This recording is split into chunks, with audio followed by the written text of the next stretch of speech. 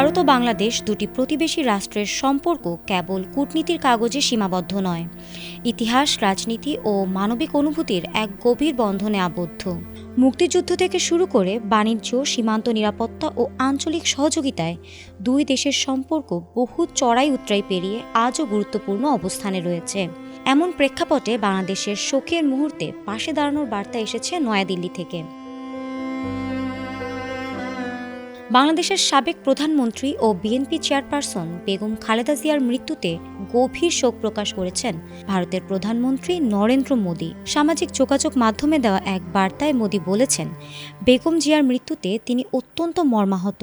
তিনি খালেদা জিয়ার পরিবারের সদস্যদের পাশাপাশি বাংলাদেশের জনগণের প্রতিও আন্তরিক সমবেদনা জানিয়েছেন।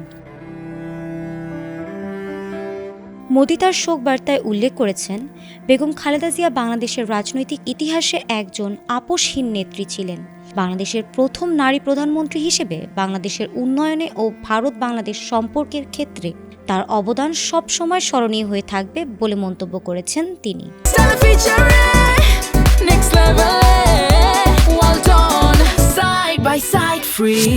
একই সঙ্গে তিনি মহান সৃষ্টিকর্তার কাছে প্রার্থনা করেছেন যেন শোক সন্তপ্ত পরিবার এ অপূরণীয় ক্ষতি সহ্য করার শক্তি পায়।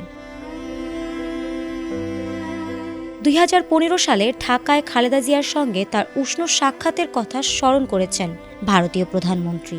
তিনি আশা করেছেন খালেদা জিয়ার দৃষ্টিভঙ্গি এবং উত্তরাধিকার তাদের অংশীদারিত্বকে পরিচালিত করবে এবং তিনি তার আত্মার শান্তি কামনা করেছেন।